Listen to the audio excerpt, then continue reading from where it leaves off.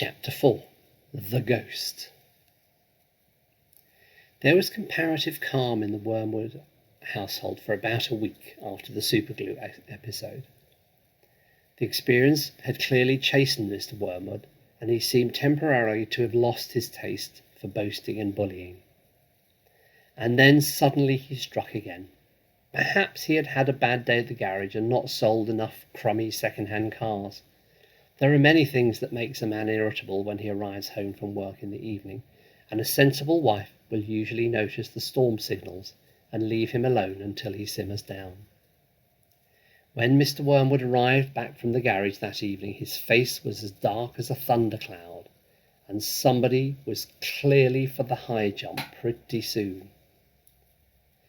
His wife recognised the signs immediately and made herself scarce.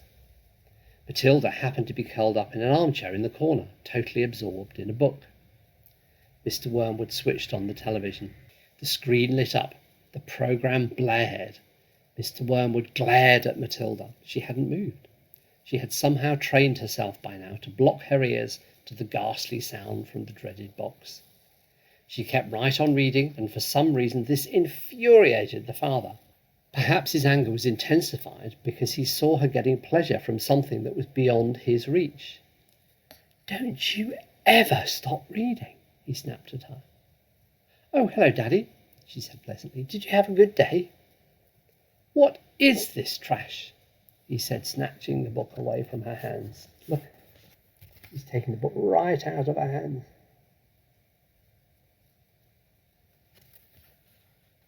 "This isn't trash, Daddy. It's lovely. It's called The Red Pony. It's by John Steinbeck, an American writer. Why don't you try it? You'd love it." "Filth," Mr. Wormwood said. "If it's by an American, it's certainly to be filth. That's all they write about." "No, Daddy, it's beautiful. Honestly, it is. It's about—" "I don't want to know what it's about," Mr. Wormwood barked. "I'm fed up with your reading anyway. Go and find yourself something useful to do." And with frightening suddenness he now began ripping the pages out of the book in handfuls and throwing them into the waste paper basket. Matilda froze in terror. The father kept going. There seemed little doubt that the man felt some kind of jealousy. "How dare she," he seemed to be saying with each rip of the page, "how dare she enjoy reading books when he couldn't? How dare she?" "That's a library book," Matilda cried. "It doesn't belong to me. I have to return it to Mrs. Phelps." "Then you'll have to buy another one, won't you?" the father said, still tearing out pages. "You'll have to save your pocket money until there's enough in the kitty to buy a new one for your precious Mrs. Phelps, won't you?" With that he dropped the now empty corners of the book into the basket and marched out of the room, leaving the telly blaring. Most children in Matilda's place would have burst into tears. She didn't do this. She sat there very still and white and thoughtful. She seemed to know that neither crying nor sulking ever got anyone anywhere. The only sensible thing to do when you are being attacked, as Napoleon once said, is to counterattack. Matilda's wonderfully subtle mind was already at work devising yet another suitable punishment for the poisonous parent. The plan that was now beginning to hatch in her mind depended, however, on whether or not Fred's parrot was really as good a talker as Fred made out. Fred was a friend of Matilda's. He was a small boy of 6 who just lived round the corner from her, and for days he had been going on about this great talking parrot his father had given him. So the following afternoon, as soon as Mrs. Wormwood had departed in her car for another session of bingo, Matilda set out for Fred's house to investigate. She knocked on his door, and she asked if he would be kind enough to show her the famous bird. Fred was delighted, and led her to the bedroom where a truly magnificent blue and yellow parrot sat in a tall cage. "There it is," Fred said. "Its name is Chopper." "Make it talk," Matilda said. You can't make it talk, Fred said. You have to be patient. It talks when it feels like it. They hung around waiting. Suddenly the parrot said, "Hello, hello, hello." It was exactly like a human voice. That's amazing. What else can it say? "Rattle my bones," the parrot said, giving a wonderful imitation of a spooky voice. "Rattle my bones." He's always saying that, Fred told her. What else can he say? That's about it, Fred said, but it's pretty marvellous, don't you think? It's fabulous, Matilda said. Will you lend him to me just for one night? No, Fred said, certainly not. I'll give you all my next week's pocket money, Matilda said. That's different. Fred thought about it for a few seconds. All right then, he said, if you promise to return him to me tomorrow. Matilda staggered back to her own empty house, carrying the tall cage in both hands.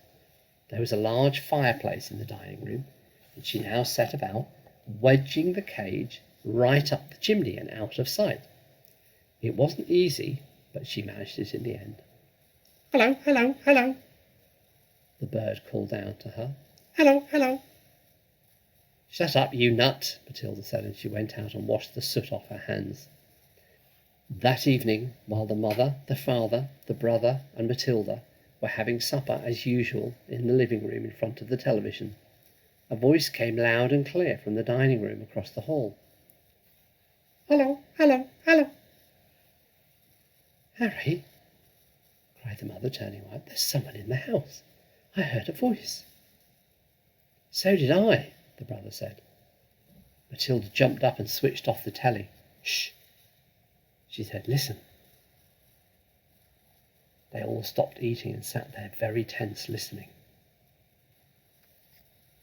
"Hello, hello, hello," came the voice again. "There it is," cried the brother.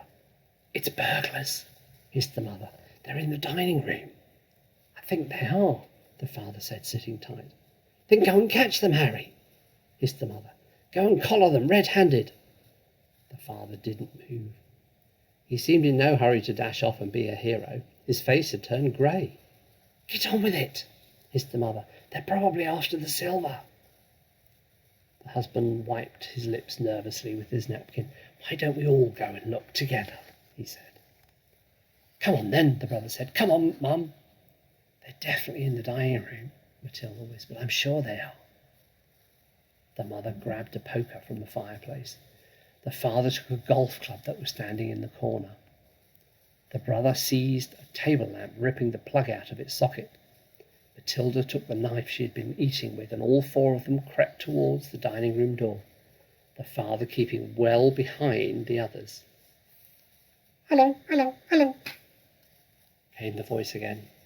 "Come on," Matilda cried, and she burst into the room, brandishing the knife. "Stick 'em up," she said. "We've caught you." The others followed, waving their weapons, but they stopped. They stared around. There was no one here. "There's no one here," the father said, greatly relieved. "I heard him, Harry," the mother shrieked, still quaking. "I distinctly heard his voice, and so did you." "I'm certain I heard him," Matilda cried. "He's in here somewhere." She began searching behind the sofa and behind the curtains. Then came the voice once more, soft and spooky this time. "Rattle my bones, rattle my bones," it said. They all jumped, including Matilda, who was a pretty good actress. They stared around the room. There was still no one there. "It's a ghost," said Matilda. "Heaven help us," cried the mother, clutching her husband round the neck. "I know it's a ghost," said Matilda. "I've heard it in here before. This room is haunted. I thought you knew that." "Save us!" the mother screamed, almost throttling her husband. "I'm getting out of here," the father said, greyer than ever. They all fled, slamming the door behind them. The next afternoon, Matilda managed to get a sooty and grumpy parrot down from the chimney and out of the house without being seen. She carried it through the back door and ran with it all the way to Fred's house. "Did it behave itself?" Fred asked her. "We had a lovely time with it. Matilda said. "My parents adored it."